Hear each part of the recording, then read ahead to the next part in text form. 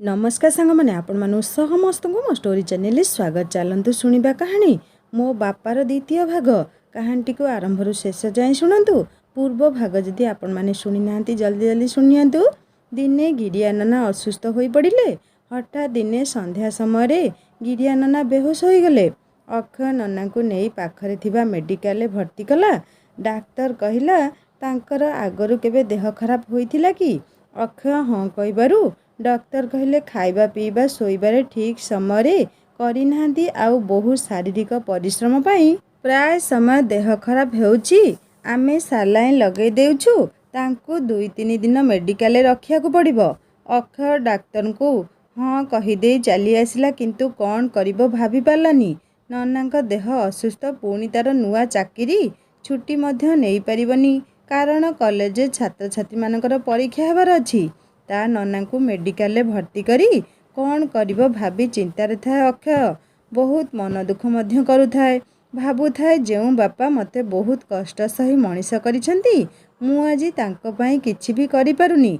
Medical रही तांको सेवा भी करि पारुनी। केवल मो पाठ पढ़ा आउ मो अत्यावश्यक जिनिस पई ही बहुत परिश्रम करिसेंती जहा पई कि तांको खाइबा पीबारे समय सीमा ठीक रहिलानी। ननांको देह खराब पई केवल मु ही दायी। कौन करिबो भाभी मुंडरे हाथ दे बसी थाए। एही समय 2 जण झियो सेई बाट दे जाउथले। सेमानंक भितरु अक्षय को जणे झियो चिन्हा चिन्हा लागिला। अक्षय से झियो को देखिबा को चेष्टा कलारु से झियोटी सेठु चली जाइथिला। किछि समय परे से झियो पुणी आसिला सेई पटे। एथर अक्षय से झियोर चेहरा देखी ताकू चिन्ही गला।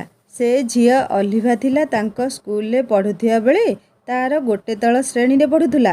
तांको श्रेणी रे बहुत भल पढुथुबा किछि पिलांक भितरे सीए भी थिला बोली शिक्षक मानक ठारू सुनिथिला। आउ गणित शिक्षकंक परिवार सहित तांको परिवार बंधु बांधव संपर्क थिबारु गणित शिक्षकंक परामर्श रे प्राय समय स्कूल मध्याह्न भोजन छुट्टी समय अक्षय पाखरु गणित बुझिबाकू आसे। अलिभा भी अक्षय को देखि चिन्ही पारी ता पाखकू आसिला।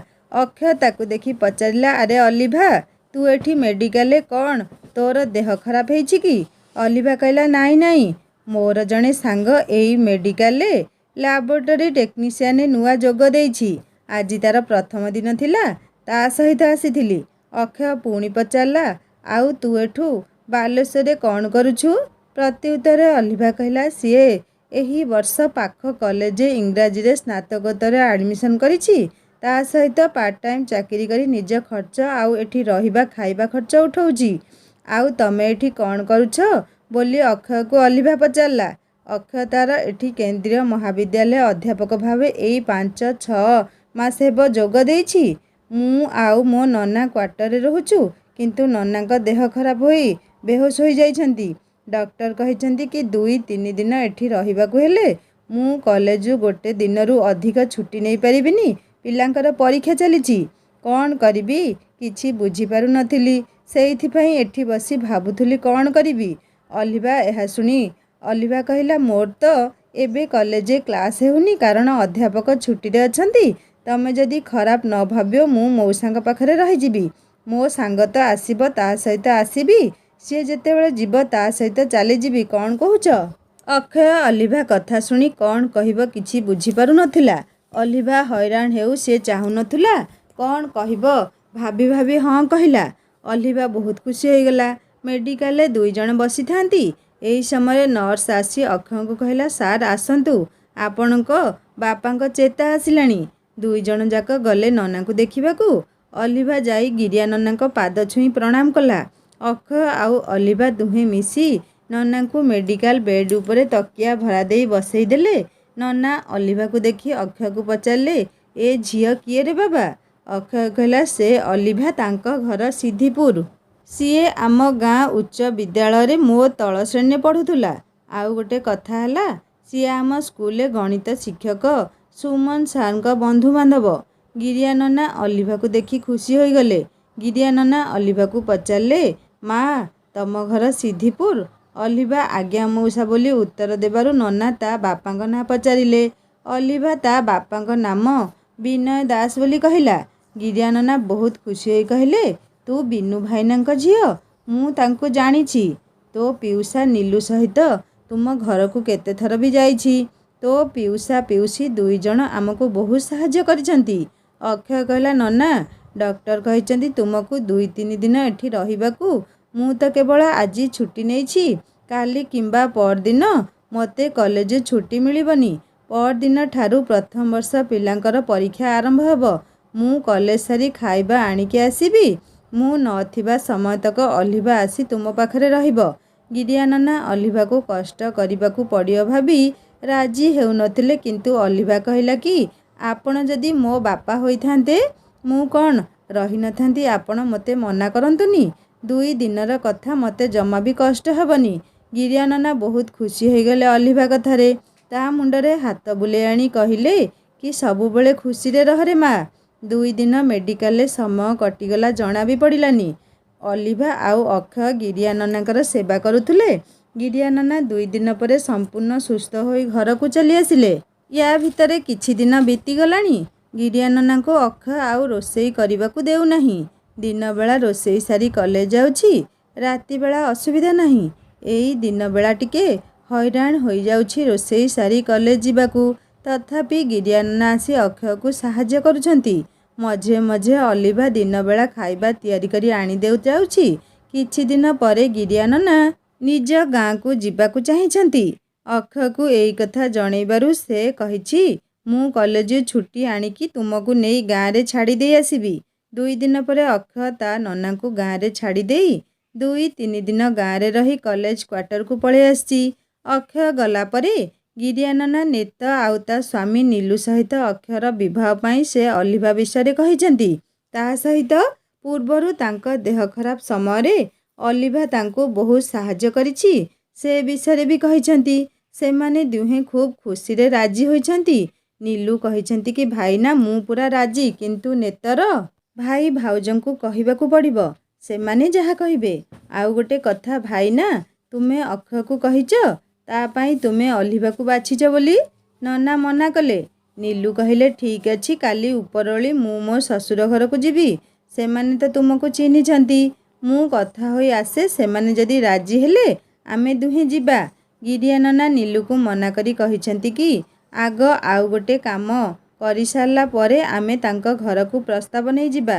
ନିଲୁ କହିଲେ, କୋଉ କାମ ଭାଇନା? ଆଗ ମୋ ଘର ବ୍ୟବସ୍ଥା କରିବାକୁ ପଡ଼ିବ, ନହେଲେ ବହୁତ ଅସୁବିଧା ହେବ।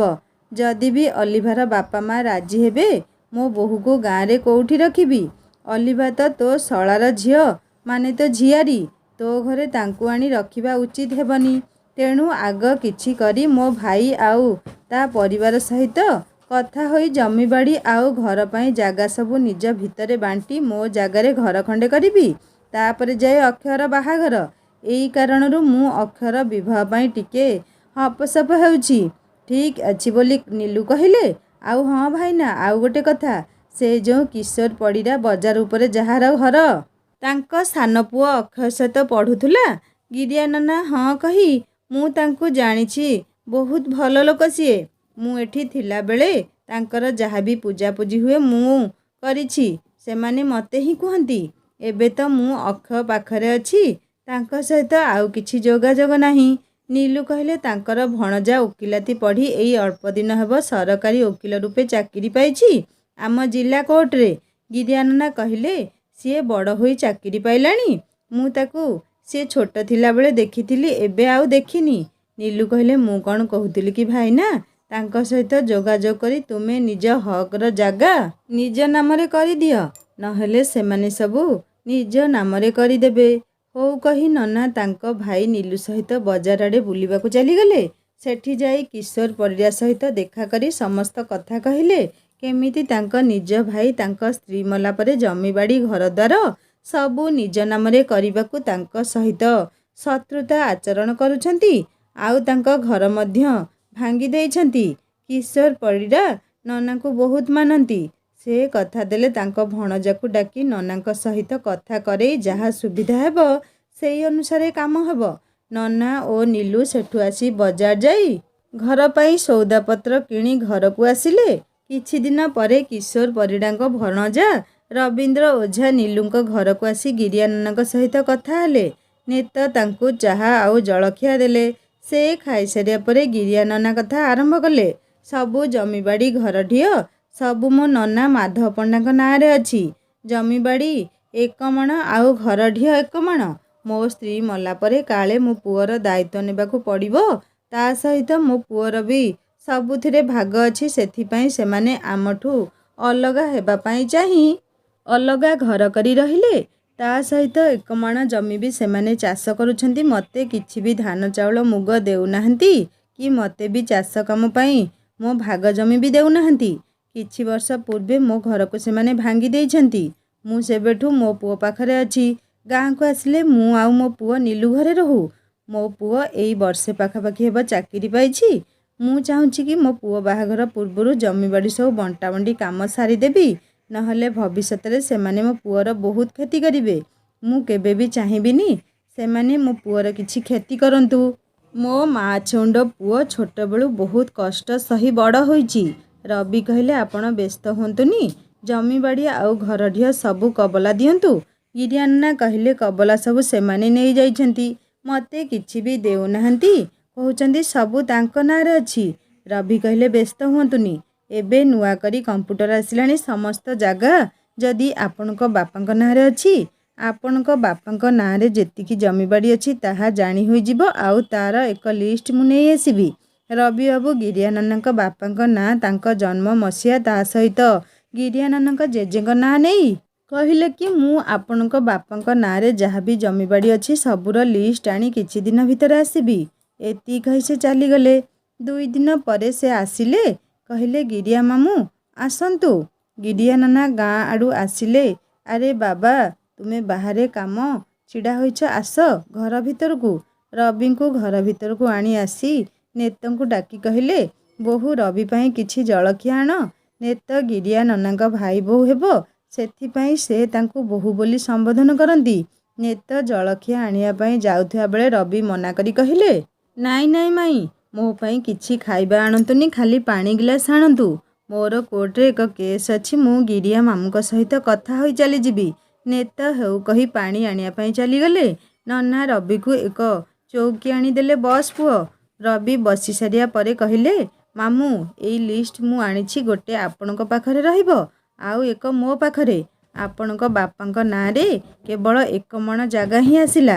ନନା କହିଲେ ଏସବୁ କେମିତି ସମ୍ଭବ? ଜମି 1 ମାଣ ଆଉ ଘରଢିଅ 1 ମାଣ, ସର୍ବମୋଟ 2 ମାଣ। ରବି କହିଲେ କିଛି ବର୍ଷ ପୂର୍ବରୁ 1 ମାଣ ଜମି ମାଧବ ମହାପାତ୍ରଙ୍କ ନାଁରୁ ଜିତୁ ମହାପାତ୍ରଙ୍କ ନାଁରେ କବଲା ହୋଇଯାଇଛି। ଜିତୁ ତ ମୋ ସାନ ଭାଇର ପୁଅ ବୋଲି ଗିରିଆ ନନା କହିଲେ। ଏସବୁ କେବେ ହେଲା? ସେମାନେ ତ ମୋତେ କିଛି ବି କହିନାହାନ୍ତି। ରବି କହିଲେ ସେମାନେ ଜିତୁ ନାଁରେ କରିଛନ୍ତି ମାନେ ସେମାନେ ଆପଣଙ୍କୁ ଜମି ଦେବାକୁ ଚାହାନ୍ତିନି। ସେଥିପାଇଁ ସେମାନେ ଆପଣଙ୍କୁ କିଛି କହିନାହାନ୍ତି। ଜିତୁ ନାଁରେ କବଲା କରିଛନ୍ତି ମାନେ ତାଙ୍କ ବିନା ଅନୁମତିରେ ଜମି ଆପଣଙ୍କୁ ମିଳିବା ସମ୍ଭାବନା ବହୁତ କମ୍। କିନ୍ତୁ ଘରଢିଅ ଆପଣଙ୍କ ବାପାଙ୍କ ନାଁରେ ଅଛି। ସେ କାମ ହେଇଯିବ। ସେଥିରେ ସେମାନେ କିଛି ଗଣ୍ଡଗୋଳ କରିବେ କିନ୍ତୁ ସବୁ ନେଇପାରିବେନି। କିନ୍ତୁ ଜିତୁ ମହାପାତ୍ର ନାମରେ ଯାହା ଜମି ଅଛି ସେଇ ଜମି ପାଇଁ କିଛି ଅସୁବିଧା ହୋଇପାରେ। ଗିରିଆ ନନା ବହୁତ ଦୁଃଖୀ ହୋଇଗଲେ ଯେ ତାଙ୍କ ଭାଇ ଏମିତି କୂଟନୀତି କରି ଜମି 1 ମାଣ ନିଜ ପୁଅ ଜିତୁ ନାଁରେ କରିଦେଇଛି କି ଯେମିତି ମୁଁ ଆଉ ସେଥିରେ ଭାଗ ବସେଇବି ନାହିଁ। ନିଲୁ ଆସି ପହଞ୍ଚି ସବୁ ଶୁଣି ନିଜେ ବି ବହୁତ ମନ ଦୁଃଖ କରି କହିଲେ ଯେଉଁ ଭାଇ ତାଙ୍କୁ ବାପାଙ୍କ ସ୍ନେହ ଦେଇ ବଡ଼ କରିଥିଲା ତା ସହିତ ସିଏ ପାଠ ପଢ଼ିବେ ବୋଲି ନିଜେ ଭଲ ପଢ଼ୁଥାଇ ମଧ୍ୟ ନିଜର ପାଠପଢ଼ା ଛାଡ଼ିଦେଲେ। ଯେତେବେଳେ ତାଙ୍କର ପାଠପଢ଼ା ହେଲା ନାହିଁ, ପରୀକ୍ଷାରେ ଅକୃତକାର୍ଯ୍ୟ ହେଲେ, ସେଇ ଭାଇ ହିଁ ତାଙ୍କୁ ସାହସ ଦେଇଥିଲେ ପାଠ ନହେଲା ନାହିଁ ଅନ୍ୟ ପନ୍ଥା କରି ରୋଜଗାର ପାଇଁ। ହେଲେ ସେଇ ଦେବତା ଭଳି ଲୋକ ପାଇଁ ସେଇ ଭାଇ ସହିତ ସିଏ ଏତେ ବଡ଼ କୂଟନୀତି କରିପାରିଲେ କେମିତି? ଗିରିଆ ନନା କହିଲେ ସିଏ ଯଦି ଜମି ନିଜ ପୁଅ ନାମରେ କରିବାକୁ ଇଚ୍ଛା କରୁଥିଲା ମୁଁ ତାକୁ କେବେ ବି ମନା କରିନଥାନ୍ତି। କେବଳ ଘର କରିବାକୁ ଅଳ୍ପ କିଛି ଜାଗା ଛଡ଼ା ମୁଁ ସବୁ ତାଙ୍କ ନାଁରେ କରିଦେବାକୁ ଚାହୁଁଥିଲି। ସେମାନେ ଯଦି ବି ମୋତେ ଏ ବିଷୟରେ କହିଥାନ୍ତେ ମୁଁ ଖୁସିରେ ରାଜି ହୋଇଯାଇଥାନ୍ତି। ହେଲେ ସିଏ ଏତେ ବଡ଼ ବିଶ୍ୱାସଘାତକତାର କାମ କରିଲେ ମୋତେ ଭାବିଲା ବେଳକୁ ବହୁତ ଖରାପ ଲାଗୁଛି। ରବି କହିଲେ ଶୁଣନ୍ତୁ ମାମୁଁ, ମୁଁ ଗୋଟେ କଥା କହୁଛି, ଆଉ ଯେତିକି ବି ଜାଗା ଅଛି ଆପଣ ନିଜ ନାମରେ ନ କରି ଆପଣଙ୍କ ପୁଅ ନାଁରେ ଜାଗା ସବୁ କରିବା ପାଇଁ ଚିନ୍ତା କରନ୍ତୁ। ନିଲୁ କହିଲେ ଠିକ୍ କଥା କହିଛ ପୁଅ ତୁମେ। ଭାଇନା ତୁମେ ଘର ଢିଅ ଅକ୍ଷୟ ନାମରେ କରିଦେବ। ଗିରିଆ ନନା କହିଲେ କିଛି ଅସୁବିଧା ହେବନି ତ? ସେମାନେ ଯଦି ମୋ ପୁଅର କିଛି କ୍ଷତି କରନ୍ତି ତେବେ? ରବି କହିଲେ ନାଇଁ ମାମୁଁ, ଆପଣ ଚିନ୍ତା କରନ୍ତୁନି, କିଛି ବି ଅସୁବିଧା ହେବନି। ଯାହା ହେବ ଭଲ ହିଁ ହେବ। ଆପଣ ଆପଣଙ୍କ ପୁଅକୁ ଡାକନ୍ତୁ, ସିଏ ଘରକୁ ଆସନ୍ତୁ। ଏଠି ସବୁ କାମ ଠିକ୍ କରି ତାଙ୍କ ଚାକିରି ଜାଗାକୁ ଯିବେ। ଗିରିଆ ନନା କହିଲେ ଠିକ୍ ଅଛି ପୁଅ, ତୁମେ କ'ଣ କରିବାକୁ ହେବ କୁହ, ଚିଠି ଦେଇ ମୁଁ ମୋ ପୁଅକୁ ଡକଉଛି। ରବି ହେଉ କହି କ'ଣ ସବୁ କରିବାକୁ ହେବା ସବୁ ଗିରିଆ ନନାଙ୍କୁ କହିଲେ। ଗିରିଆ ନନା କିଛି ଦିନ ଛୁଟି ଆଣି ଗାଁକୁ ଆସିବାକୁ ଚିଠିରେ ଲେଖି ଅକ୍ଷୟର କଲେଜ କ୍ୱାର୍ଟର ଠିକଣାକୁ ପଠାଇଲେ। ଅକ୍ଷୟ ମଧ୍ୟ ଆସି ପହଞ୍ଚିଲା। କୋର୍ଟରେ କେସ୍ କରି ଘର ଢିଅ 12 ଗୁଣ୍ଠ ଜାଗା ଅକ୍ଷୟ ନାମରେ କବଲା ହେଲା। ଗାଁ ଲୋକ ଆଉ ନୀଲୁ ସମସ୍ତେ ଚାହୁଁଥିଲେ ସେମାନେ ତ ଜମି ସବୁ ନେଇଗଲେ, ତମେ ଘର ଢିଅ ପାଇ ସବୁ ଅକ୍ଷୟ ନାମରେ କରିବାକୁ। ସେମାନେ କପଟ କରି ଆପଣଙ୍କୁ ନ ଜଣେଇ ଜମି ସବୁ ଜିତୁ ନାମରେ କରିଛନ୍ତି ବୋଲି ଗ୍ରାମର ଅଧିକାଂଶ ଲୋକମାନେ ବି କୋର୍ଟରେ ସାକ୍ଷୀ ଦେବେ ବୋଲି କହିଲେ। କିନ୍ତୁ ଗିରିଆ ନନା ମନା କଲେ। କହିଲେ ସେମାନେ ତ ମୋ ଭାଇ, ତାଙ୍କ ନାମରେ କ'ଣ କେସ୍ କରିବି? ଯାହା କରିବେ କରନ୍ତୁ, ଉପରେ ଭଗବାନ ଅଛନ୍ତି। ସେ ଘର କରିବା ପାଇଁ ଅଳ୍ପ କିଛି ଗୁଣ୍ଠ ଜାଗା ହୋଇଗଲେ ହେଲା। ସେମାନେ ଭଲରେ ରୁହନ୍ତୁ। ସେମାନଙ୍କ କର୍ମର ଫଳ ଭଗବାନ ତାଙ୍କୁ ଦେବେ। ଆମେମାନେ କିଏ ତାଙ୍କୁ ଦଣ୍ଡ ଦେବାକୁ? ଯେବେ ଅକ୍ଷୟ ନାମରେ 12 ଗୁଣ୍ଠ ଜାଗା ହୋଇଗଲା ସେତେବେଳେ ଗିରିଆ ନନାଙ୍କ ଭାଇ ଆଉ ତାଙ୍କ 2 ପୁଅମାନେ ବହୁ ଚେଷ୍ଟା କରିଥିଲେ କି ଅକ୍ଷୟ ଆଉ ତା ନନାଙ୍କୁ ଭୁଲ ପ୍ରମାଣିତ କରିବା ପାଇଁ। କିନ୍ତୁ ସବୁ ଚେଷ୍ଟାରେ ଅସଫଳ ହେବାରୁ ରାଗି କରି ଦାନ୍ତ ରଗଡ଼ୁଥାନ୍ତି ବାପ ପୁଅ 2 ଜଣଙ୍କ ଉପରେ। ଅକ୍ଷୟ ନାମରେ କବଲା ହେଲା ପରେ ଗିରିଆ ନନା ନୂଆ ଘର ତିଆରି ପାଇଁ ଅକ୍ଷୟ ଓ ନୀଲୁ ସହିତ କଥା ହେଲେ। ସେମାନେ ରାଜି ହେବାରୁ ଅଳ୍ପ ଦିନ ଭିତରେ ଘର କାମ ଆରମ୍ଭ ହୋଇଗଲା। ଯେଉଁ ଜାଗାରେ ଘର କରିବା କଥା ସେଇଠି ଏକ ପୂଜା ଆୟୋଜନ କଲେ। ପୂଜା ସାରି ସେଠି ନଡ଼ିଆ ବାଡ଼େଇ ଧୂପ ଜାଳି ଜାଗାକୁ ଶୁଭ ଦେଲେ। ବାସ୍ତୁଶାସ୍ତ୍ର ଅନୁସାରେ ଯେତିକି ମାପରେ ଘର କରିବା କଥା ମାପ ଦେଇ କିଛି ଦିନ ଭିତରେ ଘର କାମ ଆରମ୍ଭ କଲେ। ଅକ୍ଷୟର ଛୁଟି ସରିଯିବାରୁ ଅକ୍ଷୟ ତା ନନାଙ୍କ ସହିତ ଦେଖା କରି ଯିବାକୁ କହିଲା। ଗିରିଆ ନନା କହିଲେ ବାବାରେ, ଜାଗା କଥା ତ ଠିକ୍ ହେଇଗଲା, ଏବେ ଆଉ ଗୋଟେ କଥା ତୋତେ ପଚାରିବାର ଥିଲା। ଅକ୍ଷୟ କହିଲା ମୋତେ କ'ଣ ପଚାରିବାର ଥିଲା ନନା? ଗିରିଆ ନନା କହିଲେ ଅଲିଭା କେମିତି ଝିଅ, ମାନେ ତତେ କେମିତି ଲାଗେ? ଅଲିଭା ବହୁତ ଭଲ ଝିଅ ନନା।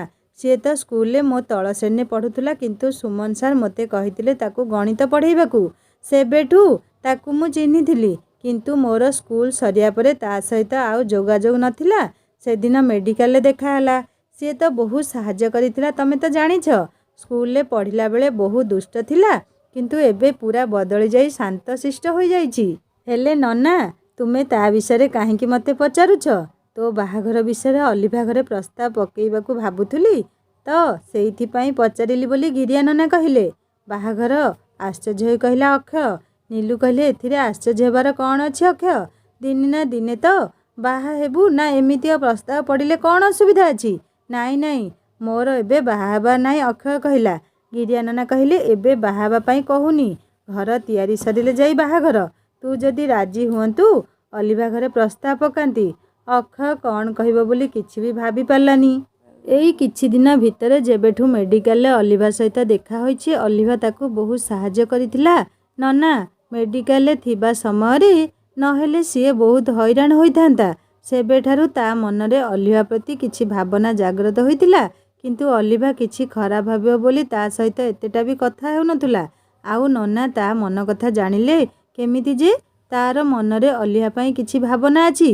ଗିରିଆ ନନା କହିଲେ ତୋତେ ବାଧ୍ୟ କରିବିନି ପୁଅ। ଅଲିଭା ମୋତେ ଭଲ ଲାଗିଲା କି ତୋ ପାଇଁ ସେ ଠିକ୍ ଜୀବନସାଥୀ ହେବ, ସେଇଥିପାଇଁ ପଚାରିଥିଲି। ଅକ୍ଷୟ ନିଜ ଭାବନା ରାଜ୍ୟରୁ ବାହାରି କହିଲା ନାଇଁ ନନା, ମୁଁ ଜାଣିଛି ତୁମେ ମୋ ପାଇଁ ଯାହା ବି ଠିକ୍ କରିବ ସେଇଟା ହିଁ ଠିକ୍ ହେବ। ତମର ଯୋଉଠି ଇଚ୍ଛା ସେଇଠି ମୋର ରାଜି। ଗିରିଆ ନନା ବହୁତ ଖୁସି ହୋଇ ଅକ୍ଷୟ ମୁଣ୍ଡରେ ହାତ ବୁଲେଇ ଆଣିଲେ। ଅକ୍ଷୟ ତା ଚାକିରି ସ୍ଥାନକୁ ଚାଲି ଯାଇଛି ଓ ତା ନନାଙ୍କୁ କିଛି ଟଙ୍କା ଦେଇଯାଇଛି କି ଘର କାମ ଆରମ୍ଭ କରିବାକୁ। କହିଛି କି ଘର କାମ ଆରମ୍ଭ କର, ମୁଁ ପ୍ରତି ମାସରେ ଘର କାମ ଓ ତୁମେ ଚଳିବା ପାଇଁ ପଇସା ପଠେଇବି, ଆଉ ମଝିରେ ମଝିରେ ଦିନେ 2 ଦିନ ପାଇଁ ଆସିବି। ଅକ୍ଷୟ ଗଲା ପରେ ଗିରିଆ ନନା ଘର କାମ ଆରମ୍ଭ କରିଦେଲେ। କିଛି ଦିନ ପରେ ନୀଲୁ ଆସି ଗିରିଆ ନନାଙ୍କୁ କହିଲେ ଭାଇନା, ଗୋଟେ କଥା ଥିଲା। ହଁ କହ, ଗିରିଆ ନନା କହିଲେ। କଥା କ'ଣ କି? ଘର କାମ ତ ଆରମ୍ଭ ହୋଇଗଲା। ମୁଁ ଭାବୁଥିଲି କି ମୋ ଶ୍ୱଶୁର ଘରକୁ ଯାଇ ଅଲିଭା ସହିତ ଅକ୍ଷୟର ବାହାଘର ପ୍ରସ୍ତାବ ପକେଇବାକୁ। ହଁ ଠିକ୍ କଥା କହୁଛୁ। ଆମେ କାଲି ଯାଇ ପ୍ରସ୍ତାବ ଦେବା। ସେମାନେ ଯଦି ରାଜି ହେବେ ଭଲ ହୁଅନ୍ତା। କିଛି ଜବରଦସ୍ତି ନାହିଁ। ନୀଲୁ ହଁ କହି ତାଙ୍କ କାମରେ ଚାଲିଗଲେ। ପରଦିନ ସକାଳେ ଗିରିଆ ନନା ଓ ନୀଲୁ ଦୁଇଜଣ ଯାଇ ଅଲିଭା ଘରେ ପହଞ୍ଚିଲେ। ଅଲିଭାର ମା ଘର ବାହାରକୁ ଆସି ଦେଖିଲେ କି ତାଙ୍କ ନଣନ୍ଦେଇ ଆସିଛନ୍ତି। ବୟସରେ ନୀଲୁ ଅଲିଭା ମାଙ୍କଠାରୁ ବଡ଼ କିନ୍ତୁ ମାନ୍ୟରେ ସାନ ଥିଲେ। ସେଇଥିପାଇଁ ଅଲିଭାର ମା ଗିରିଆ ନନାଙ୍କୁ ଜୁହାର ହୋଇ ଦୁଇଜଣଙ୍କୁ ଘର ଭିତରକୁ ପାଛୋଟି ନେଲେ। ଗିରିଆ ନନା ଘର ଭିତରକୁ ଯାଇ ପଚାରିଲେ, ଭାଇନା ନାହାନ୍ତି କି? ଶାନ୍ତି ଦେବୀ ଅଲିଭାର ମା କହିଲେ, ନା ଏଇ ବଜାର ଯାଇଛନ୍ତି। ହଉ କହି ଶାନ୍ତି ଦେଇଥିବା ଚୌକିରେ ବସିଲେ ସେମାନେ। ଶାନ୍ତି ଦେବୀ କିଛି ଖାଇବାକୁ ଅନୁରୋଧ କରିଥିଲେ ଦୁଇଜଣଙ୍କୁ, କିନ୍ତୁ ଉଭୟ ମନା କରି କହିଲେ, ନାଇଁ ନାଇଁ ଆମେ ଘରେ ଖାଇକରି ହିଁ ଆସିଛୁ। ବାସ୍ ଖାଲି ପାଣି ଗିଲାସେ ଦିଅନ୍ତୁ। କିଛି ସମୟ ପରେ ଅଲିଭାର ବାପା ବିନୟ ରଥ ଆସି ପହଞ୍ଚିଲେ। ଗିରିଆ ନନା ଆଉ ତାଙ୍କ ଭିଣେଇ ନୀଲୁ ଦୁଇଜଣଙ୍କୁ ଦେଖି ଖୁସି ହୋଇଗଲେ। ଆଉ କହିଲେ, ତମମାନଙ୍କୁ ଦେଖି ବହୁତ ଖୁସି ଲାଗିଲା। ମୁଁ ତ କୁସୁପୁର ଗାଁକୁ ବହୁତ ଦିନ ହେବ ଯିବି ବୋଲି ଯାଇପାରୁନି। ଏଇ ସ୍କୁଲ କଥା ଛୁଟି ହେଲେ ଯାଇ କେଉଁ ବନ୍ଧୁ ଘର ଯିବା କଥା ଚିନ୍ତା କରିହେବ। ଅଲିଭାର ବାପା ପ୍ରାଇମେରୀ ସ୍କୁଲରେ ଶିକ୍ଷକ ଅଛନ୍ତି। ଗିରିଆ ନନା ଆଉ ନୀଲୁ ଦୁଇଜଣ ଯାକ ବିନୟଙ୍କ ସହିତ ଏଣୁତେଣୁ କିଛି କଥା ହେଲେ। ଶେଷରେ ଗିରିଆ ନନା କହିଲେ କି, ଭାଇନା ମୁଁ ଗୋଟେ ବଡ଼ କଥା କହିବା ପାଇଁ ଏଠିକି ଆସିଥିଲି। ବିନୟ ବାବୁ ଆଉ ଶାନ୍ତି ଦେବୀ ଆଶ୍ଚର୍ଯ୍ୟ ହେଲେ। ଗିରିଆ ନନା କ'ଣ ବଡ଼ କଥା କହିବେ? ଗିରିଆ ନନା କହିଲେ, ମୁଁ ମୋ ପୁଅ ଅକ୍ଷୟ ବିବାହ ପାଇଁ ଅଲିଭାର ହାତ ମାଗିବାକୁ ଆସିଥିଲି। ବିନୟ ବାବୁ ବହୁତ ଖୁସି ହୋଇ କହିଲେ, ଆପଣ ମୋ ମନ କଥା କହିଦେଲେ। ମୁଁ ତ ମୋ ଝିଅ ପାଇଁ ଆପଣଙ୍କ ପୁଅ କଥା ହିଁ ଭାବୁଥିଲି, କିନ୍ତୁ ଆପଣଙ୍କୁ କେମିତି କହିବି ଭାବି ପାରୁନଥିଲି। ମୁଁ ତ ପୁରା ରାଜି। ବିନୟ ବାବୁ କହିଲେ, କିନ୍ତୁ ବାହାଘରଟା ଅଲିଭାର ପରୀକ୍ଷା ପରେ ହେବ। ତାର ପିଜିର ଶେଷ ପରୀକ୍ଷା ଆଉ ମାସରେ ହେବ। ତାପରେ ଯାଇ ଯାହା। ଗିରିଆ ନନା ବହୁତ ଖୁସି ହୋଇଗଲେ। ଆଉ କହିଲେ, ହଁ ଯେତେବେଳେ ବାହାଘର କଲେ ବି ଚଳିବ, କାହିଁକି ନା ଆମର ଘର କାମ ସରିନି। ସରିବାକୁ ଆଉ 2 ମାସ ଲାଗିଯିବ। ସେତେବେଳକୁ ଅଲିଭାର ପରୀକ୍ଷା ବି ସରିଯାଇଥିବ। ଆମେ ସେବେ ସୁବିଧା ଅନୁଯାୟୀ ବାହାଘର କରିବା। ବିନୟ ବାବୁ ଖୁସିରେ ଗିରିଆ ନନାଙ୍କୁ କୁଣ୍ଢେଇ ପକେଇ କହିଲେ, ଆଜିଠୁ ଆମେ ଦୁଇଜଣ ସମୁଦି ହୋଇଗଲେ। ୟା ଭିତରେ ବିତି ଯାଇଛି 2 ମାସ। ଅଲିଭାର ପିଜିର ପରୀକ୍ଷା ଶେଷ ହୋଇଯାଇଛି। ଖାଲି ପରୀକ୍ଷା ଫଳାଫଳକୁ ଅପେକ୍ଷା। ଗିରିଆ ନନା ବି ତାଙ୍କ ନୂଆ ଘର କାମ ଶେଷ କରି ସାରିଲେଣି। ଏବେ ଘର ପ୍ରତିଷ୍ଠା ପୂଜା କରି ବିନୟ ବାବୁଙ୍କ ସହ କଥା ହୋଇ ଅକ୍ଷୟ ଆଉ ଅଲିଭାର ବିବାହ କାର୍ଯ୍ୟ ଆୟୋଜନ କରିବେ।